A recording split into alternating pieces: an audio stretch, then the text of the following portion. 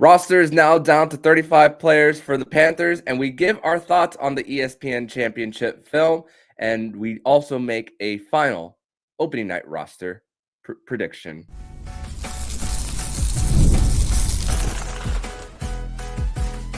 You're Locked On Panthers, your daily podcast on the Florida Panthers. Part of the Locked On Podcast Network, your team every day. And welcome into this Friday, October 4th edition of the Locked On Florida Panthers podcast, part of the Locked On Podcast Network, where it's your team every day. Thank you for making the Locked On Florida Panthers podcast your first listen of the day.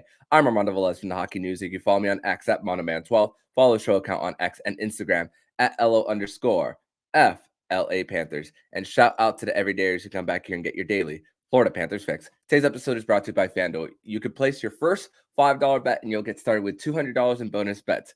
Guaranteed. So you can do that all by visiting FanDuel.com to get started. So, Panther fans, once again, grateful to be back here on another edition of the show. Where we are 4 days away from opening night. There's a lot that's going to be going on over the next few days as we prepare for the banner raising ceremony on Tuesday night between the Florida Panthers and the Boston Bruins, and still with the ring ceremony on Monday night, man, we are still going to be reminiscing so much on the championship for the Florida Panthers. But it is a Friday, which means it is a Fairbanks Friday edition of the show. It's been a little while since we've had a Fairbanks Friday, but he's off the LTIR. He is back. Welcome back, Nich Fairbanks, to the show. Nick, glad to have you back, buddy.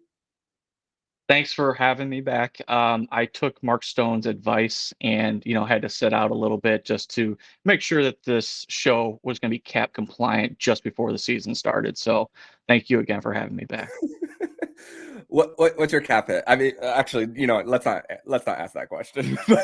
What would it be? But okay, so the Florida Panthers, they've got their roster down to 35 players with the following players who've been placed on waivers: Rasmus Asplund, Jacob Megna, Zach Delpy, and Tobias Bjornfoot. We will find out later today if they clear waivers. We'll find out exactly at 2 p.m. So right now, the roster is now down to 35 players. Also, Nick, yesterday was the 26th anniversary of when Emirates Bank Arena opened, with their very first show with Celine Dion, called the Broward Civic Center at the time. So happy anniversary to the place we call home for Florida Panthers hockey, and so many more events here in South Florida. But also, speaking of Emirates Bank Arena, I did post a photo. We did get a full disclosure on how I got the photo and how we got the photo. A friend of ours was at the Awakening Tour at Emirates Bank Arena last night, and we had a little bit of it's not a leak because there was a public event, but we saw the banners of the division championship and the Eastern Conference Championship. I'm going to full screen myself here.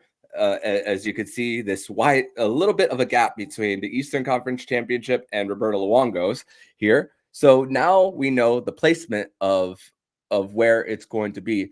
Always had a few questions on whether it was going to be on one side due to the fact that it's the Stanley Cup. But now we know where it's going to be. And man, I'm excited for it. How about you? I am overjoyed by it as well. I asked in the group chat, where do you guys think that they're going to place the banner? Because I'm specifically bought tickets to Tuesday night's game just so that I can see it raise. I had a thing where I didn't want to be below it to watch it raise. So sorry, Amarant Vault, I will not be sitting in you next Tuesday. But no, awesome job getting that picture and everything. It's very good to see how in the last few years that the banners have expanded and Panthers are looking more and more like a legitimate hockey organization. I mean, you're looking at, even within the last decade, you have 1, 2, 3, 4, 5, I think around 6, 1, 2, 3, 4, 5. Yeah, 6 more banners with the 7th coming. Not a lot of teams can say that. So just the growth of not only this organization, but the growth of hockey in Florida has been amazing. and I think it's going to continue to grow because this team is primed to do well again this year. Somewhere in there is a joke for the Nashville Predators and their banner ceremonies on Nope, nobody's going to beat them. They're number one for sure. But let's get to a little bit to the hockey. Obviously, there's 35 players for the Panthers still on their roster. Guys are still battling, like Mackenzie Entwistle for the Panthers. I mean, Stanis Filmanis has been great for them, and also there's still other players who are on their ELCs, like defenseman Mikhail Savorka, one who's not on the waivers exempt, and Matt Kierstead. Goalie battles with still Chris Strieger. What's the biggest battle that you're still looking for, as that we still have one preseason game to watch for the Florida Panthers as they take on the LA Kings this Saturday from Quebec City? So I know everybody's going to probably say goaltending just because of what's happening with the cap situation, and we'll kind of get into that a little bit later in the show. But for me, it's the younger guys in the forwards because we pretty much know what we're getting in the first three lines, right? You have your Barkov line, you have the Bennett Kachuk line, and then you have the Lundell line, which we'll see who ends up on the wing on that third line with Lundell and Luosterainen. By the way, belated shout out to happy birthday, Anton Lundell. Your president's here for you. And fourth line is where the questions come in because, you have injuries already in the preseason, which has been kind of the big topic throughout the league. But it'll be interesting to see how Paul Maurice and the coaching staff and even Bill Zito want to maneuver that because, again, the cap is going to be very important when it comes to that. So, you have Gadovich that's still there and some of the younger guys. But that to me is probably where we need to be looking because a lot of the play last year, everybody bought in from top to bottom. And now it's a new year. You have new players. We got to see if the same message is doing exactly what it did the last 2 years. And maybe I'm a prisoner of the moment here, but the fact that there's a Stanley Cup championship and you're seeing guys battling out for the preseason, I feel like there's just a bigger intensity and a bigger motivation for even the bottom guys to get into the opening night roster for this franchise and to just be a part of something. You want a little bit of a taste of that for each individual here, and maybe and for this, it just makes it so much fun to just overall as a fan to create content and also just to watch who is gonna even if they don't make the team, who's going to be looking as like a first or second call up for the Panthers. But also, I spoke a little bit about it with Jacob on Wednesday about the cap and the 92.5 early projections for the NHL next year, but also really about preseason and everything for what's going to be going forward for the entirety of the league. And Gary Bettman spoke about possibly shortening the preseason, but then adding on 2 regular season games. But it's crazy because the divisions, you have 5 of the 7 that you face.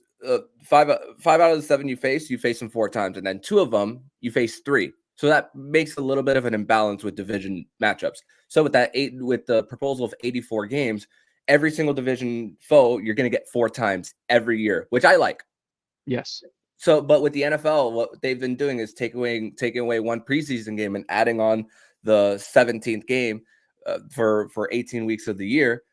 But we've seen it in the case of the Florida Panthers in this preseason how not a lot of the big guns are playing, a lot of the prospects, but at the same time, you need a little bit of that warm up time for the stars to get in.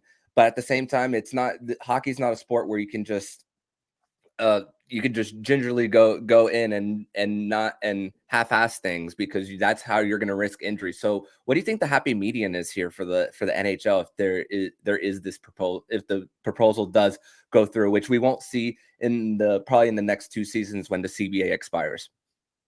Yeah, and it's a valid question just because, this offseason or this preseason, we've seen major players get injured. I mean, you see Patrick Laine, who took the knee hit, who's going to be out for the next 2 or 3 months.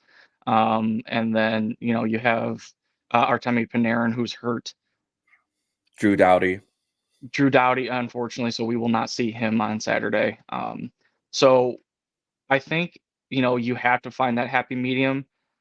Me as somebody who does play, I don't know if adding 2 more games to the regular season is the answer. I mean, to be honest, the schedule's already grueling. The playoffs are even, more grueling. So, the argument always is like kind of in the NFL, if you add 2 more regular season games, are you actually adding on more possible injuries? Because these games are going to matter. People are going to start sacrificing their bodies more. And I do want to give a shout out to the Cats and Bolts podcast because they actually talked about this in their weekly show this week. Um, it preseason matters, but it doesn't matter at the same time. And if you look at the differences between the NFL and the NHL, just between those two leagues, hockey needs more time for the teams to gel because you have 5 players on the ice that need to have the timing down. They need to have their areas of responsibility down. Whereas football, Serena made a good point where it's basically 2 players are touching the ball during a play and it's stop and go, stop and go. Hockey is fluid. You have to be in position all the time and you got to know what you're doing. And it's just, to me, I think you need more time to gel with the players around you. So I think having the preseason as is right now, I think is good. Maybe not playing your best players until maybe the end, kind of get them to warm up. But early in camp, maybe you play all your younger players to see what you got, and then you make the cuts as you go on. Yeah, and you can't necessarily put everyone at sideline everyone when the Panthers do have their preseason doubleheader every year against Nashville. And with the stop and start with football, you have a chance to like slow things down and even change things there to putting someone in and out, while hockey you're still obviously going in and out on the fly for players.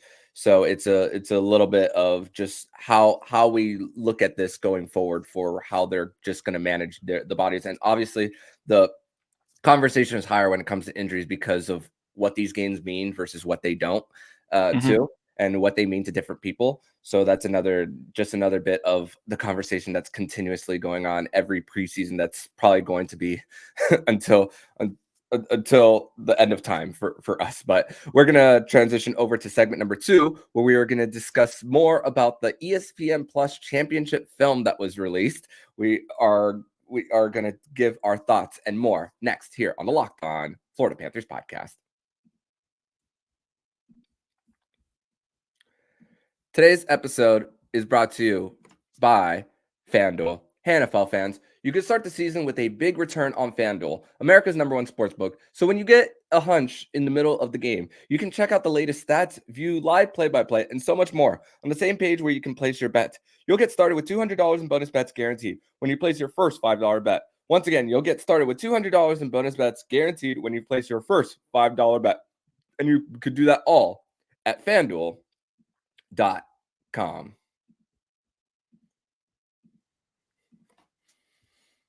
And I'd like to thank you guys once again for making the Locked On Florida Panthers podcast your first listen of the day here on a Friday, a Fairbanks Friday edition of the show. And actually, we have live regular season hockey today at 1 p.m. The Buffalo Sabres will be taking on the New Jersey Devils from Prague, Czechia, for part of their global series, something that they do at the start of the year every year.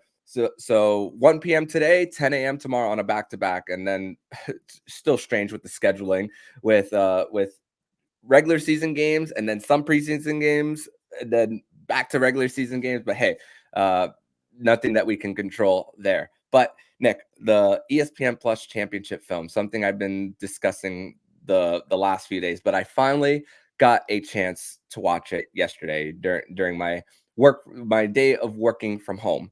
So just some of the things that just stood out for me on just the conversation about slaying dragons and just getting over the hump of different rivals or teams who have won previously. I mean, obviously we spoke a lot about Washington and Pittsburgh, but also with years before that of rivalries that were developed, even non-divisional rivals of Chicago and LA in back-to-back years of facing in the finals. But then a big conversation continued for when the Panthers officially defeated Tampa Bay in that first round series and the conversation and the rivalry that's just developed more and more with Boston, which the Panthers Insider Show yesterday on their preview spoke about the biggest rivalry between who's the Panthers' biggest rival right now. They say Boston, and I agree with them based on how grueling those series have been. But also on the film, Nick, they left out the Brandon Montour lick on Brad Marchand too on that one.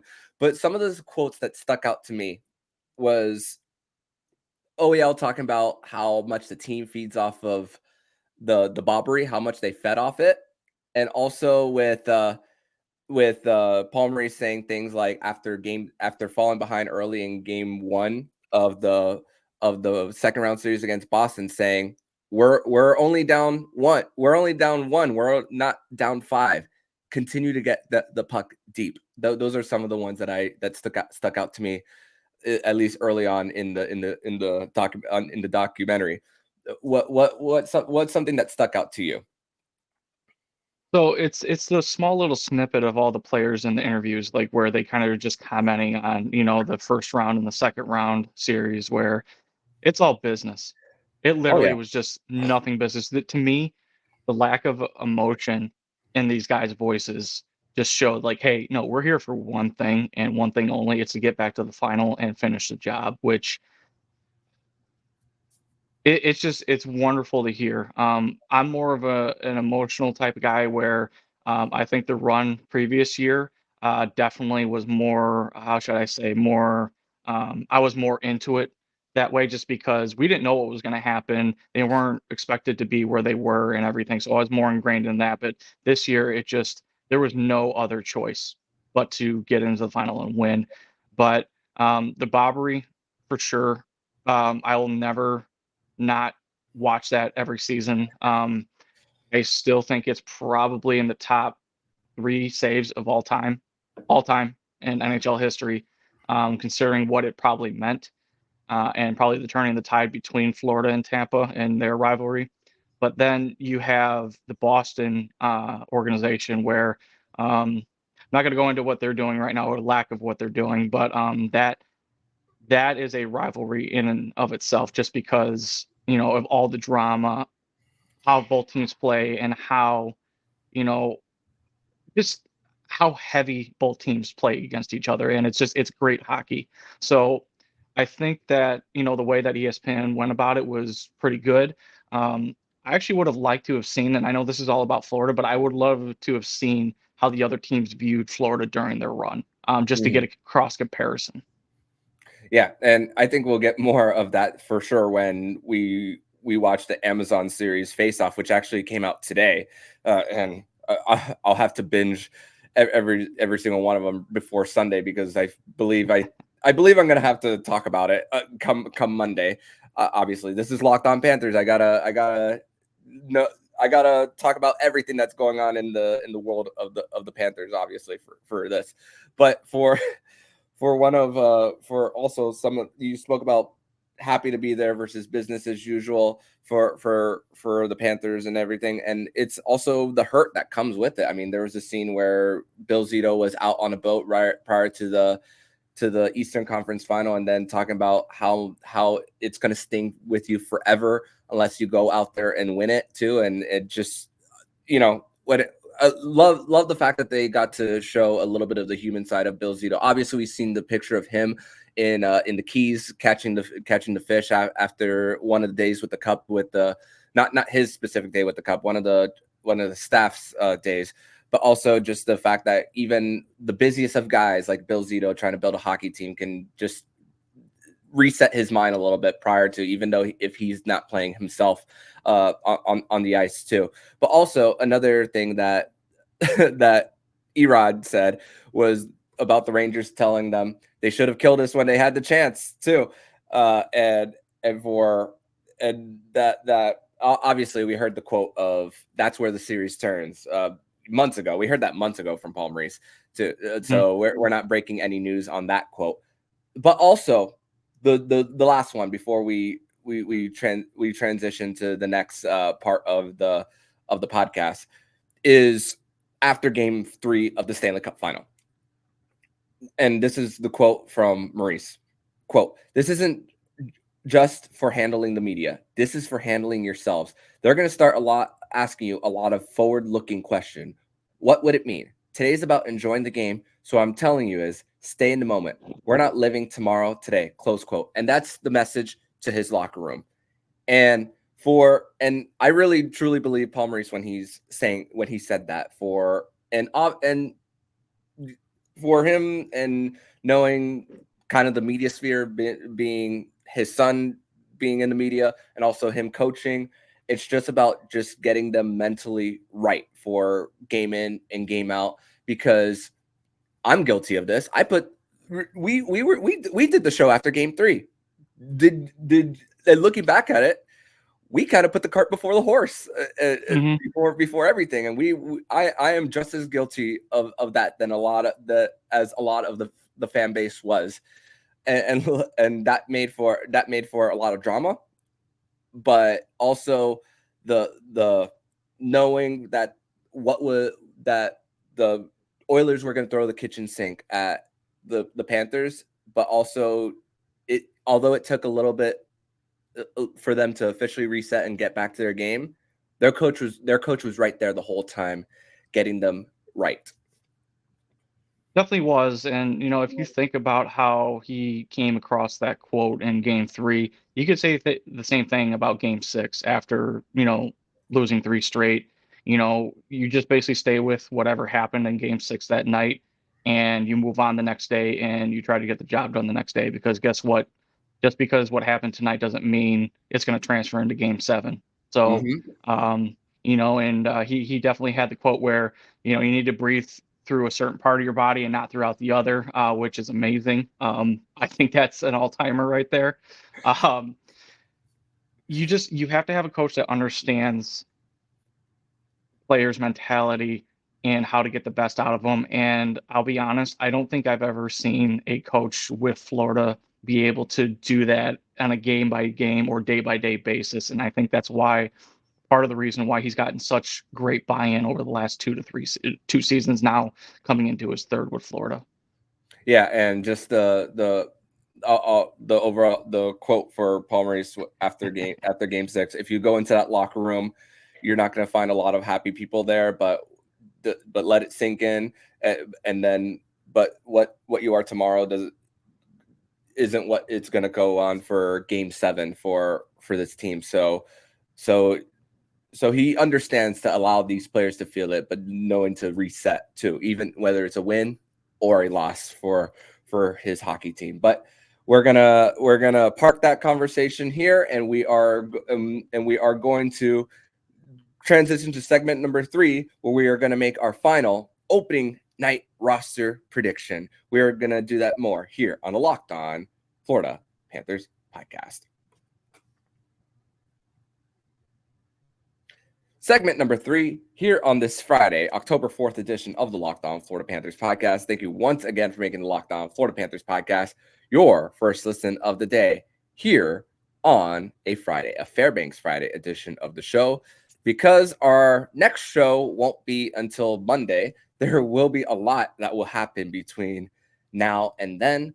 Let's have a little bit of fun here for our final show before we set everything up for ring night on Monday night for the Panthers, and make our final opening night roster prediction. So I feel like there's a few things that we'll agree on, and there won't be a lot of differences in the top part of the lineup. So I'm going to list the top line, and you just say agree or disagree, and then we go to the next one. All right. And then we'll get to the bottom. All right. Ready, Nick? No problem. All right. Go. So projected top line for the Panthers: Verhaeghe, Barkov, Rhino. Any disagreements? No. Second line: Erod, Bennett, Tkachuk. Disagreement? Not at this time. Luostarinen, Lundell, Mackie Samoskevich. Agree or disagree? I agree. Oh, okay. Because everything, all signs with Lundell, Luostarinen, and someone filling in here and there, reading everything is saying that they believe in him and that they're going to give him his opportunity to get some NHL games. Started with the lineup last year, obviously was sent down to get a little bit more seasoning for him, and now a full year of pro hockey, and now getting his chance to play with the NHL roster. Do you want to add on anything to that? No, just the only point I'll add is that the third and fourth lines, what made the Panthers successful is that you have players that can play both lines and add something to the team. So that'll be something to look out for who does make the team. Yep, and yeah, so he's definitely getting that opportunity, as he will be playing with the Florida Panthers on Saturday when they take on the Kings in Quebec City. Which, by the way, did you see any of the pictures from Quebec City from the game of LA versus Boston the other day? I did not see any pictures. I did see some of the game highlights though. Yeah, so obviously they play in the arena of the Quebec Ramparts. It's an NHL ready arena, and everyone's talking about Quebec City. They need a hockey team, and I'm just thinking, well, they could get a team, but it's not going to come at the expense of the Florida Panthers relocating there, and it feels so great to say. But continuing the conversation, all right, fourth line. I'm going to have AJ Greer, Jesper Boquist, and Patrick Giles, with your 13th forward being Jonah Gadjevich. Any disagreements there? We might have. We could not. But any disagreements? At this time, no. If Nosek was not injured, then yes, this would be a different conversation. Yeah, and the thing with this is the fact that Paul Maurice has given opportunities for Boquist to play a little bit of time at center. When Boquist was going up and down between Boston and Providence, he was able to play both wing and center. Patrick Giles, who has also played more times at center recently in this preseason, now shifting on the wing. We've also seen Jesper Boquist and his flexibility in going up and down the lineup too for the Panthers. That truly, I believe, is going to help for them going into the season. So season opening IR for the forwards, Tomas Nosek, which, speaking season opening IR, has a little bit of a different cap hit than LTIR. So from what I'm reading, the Panthers aren't going to open the season on LTIR. So the benefit of that for the Panthers is that their deadline cap space for when they're going to go after someone isn't going to get lower, as the less time you spend on LTIR, the more space you will have as the deadline approaches. So that's actually the good thing about going into this healthy. You play 24 games in the Stanley Cup playoffs, you get some new blood in the mix, and as of right now, obviously things can change. They're not going to start the season at in LTIR. And Jonah Gadjevich being that part of the mix for the Panthers, who's played extremely well in the preseason, he's going to get his chance to rotate in and out for the Panthers. And maybe he's the one who's in the lineup on the right wing, and then Patrick Giles is just the 13th forward. So it could be either one of those. So once again, the good problems to have for the Florida Panthers. So defense, Forsling, Ekblad, I assume no disagreements. No, hell no. All right, Nico Mikkola and Adam Boquist. I think, yeah, I agree with that, because I think they need each other, to be honest, to basically fill out, deficiencies in their strengths. Speed versus stay-at-home guy, right-handed shot, left-handed shot, shot blocker versus puck mover. I think the games could balance out more. And like I said at the beginning of the preseason, I don't want Kulikov on that second pair. We love Kulikov, but he's gonna be the depth guy, a mentor type of person for the guys who get called up eventually for the Panthers here. And we are gonna we're gonna see him part of the front office in the future. I'm very, very certain of that he's going to be doing that as a Panthers lifer. This is where it gets a little maybe a little difficult, maybe not, but we mentioned Kulikov, so he's going to be part of the. I think he's going to be on the right side. He played a lot of the right side as a left-handed shot, but either one of him, along with Uvis Balinskis and Nate Schmidt, we are going to see another season of Uvis Balinskis here, and for him getting that extension, he would need waivers if he were to be sent down, and you do not want to risk. You don't want to risk losing him. So based on how he's played and based on getting a chance, even at power play too, even though he didn't get it in game action, he's getting it in practice. We are going to see Uvis Balinskis once again make the Florida Panthers roster, along with Nate Schmidt, the newcomer, the exciting guy who we could see signs of Washington/Vegas Nate Schmidt and getting that second opportunity. Any disagreements there, my friend? I actually would probably slide in Nate Schmidt right now, with Balinskis being the extra. And I think what's going to happen is that you're going to see Kulikov actually rotate with Balinskis, just depending on the matchups and also what the Panthers are needing. Like if there's a power play deficiency, then you're probably going to see Balinskis jump in. But as far as how he started the year last year with Florida and then carried that into Charlotte, I think the Panthers have definitely found a diamond in the rough with this guy, and he deserves to be with the big team.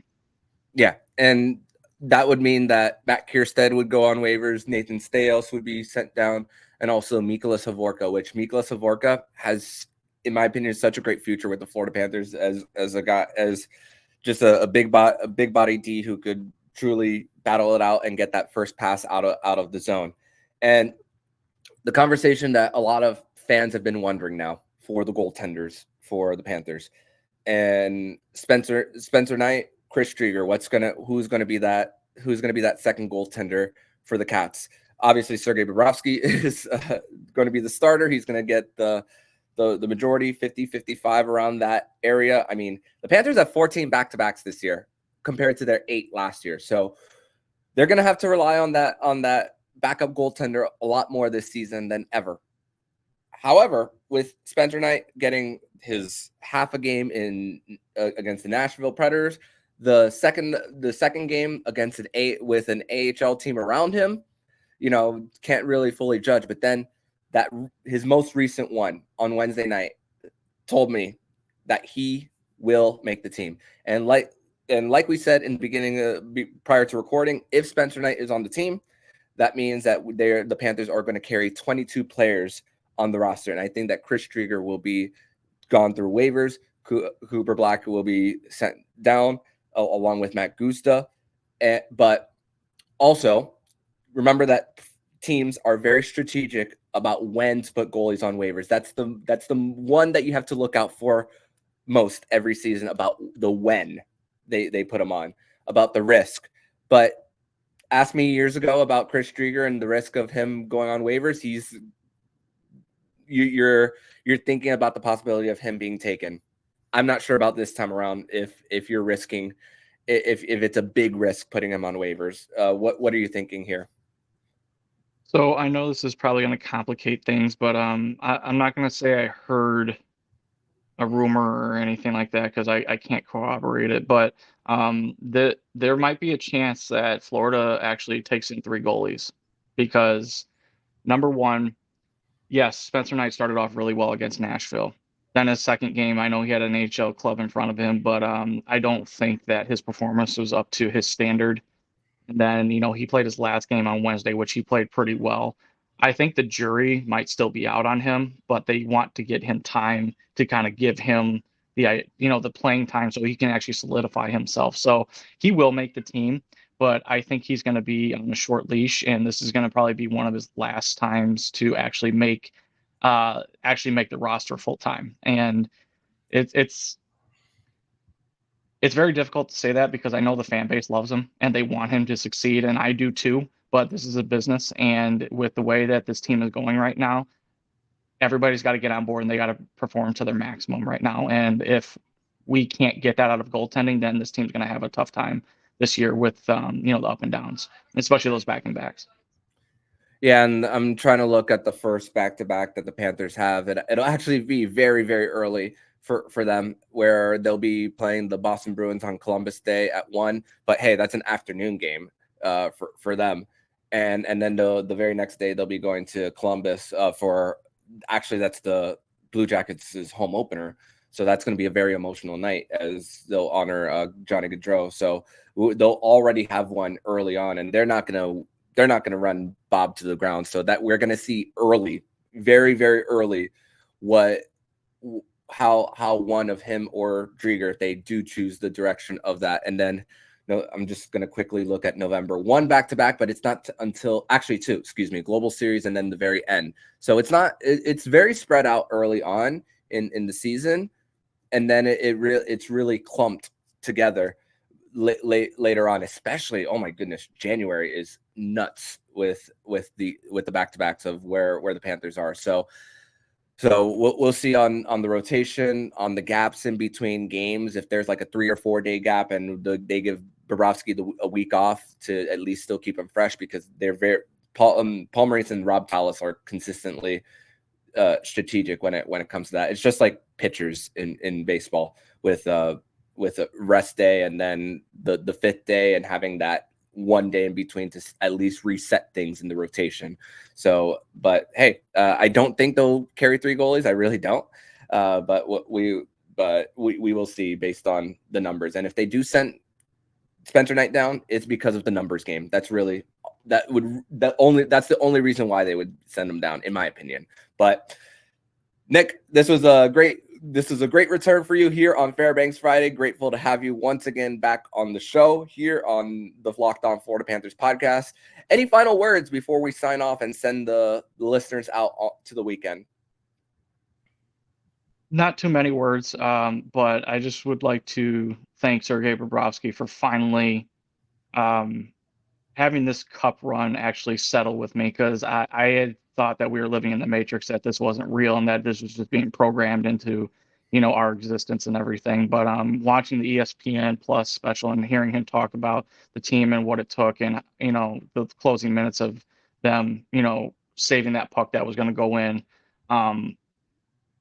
I finally feel it now. Like it's there. So I'm excited to get the season started. I think a lot more questions we have going into this season, which makes it, for me, more fun, because then you get to see everything kind of develop and mature and everything. So it's going to be fun to see.